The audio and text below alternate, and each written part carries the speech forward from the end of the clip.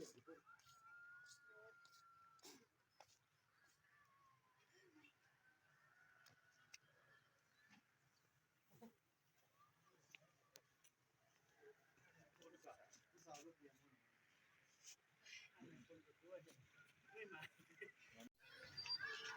รรยากาศตัวเมืองหนองแฮด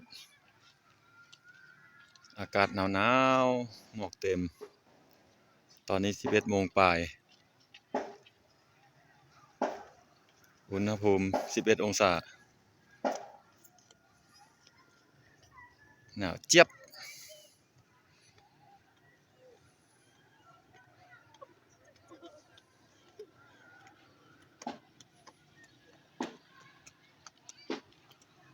เห็นแต่อยู่ไกลๆเนาะบ่เห็นไกล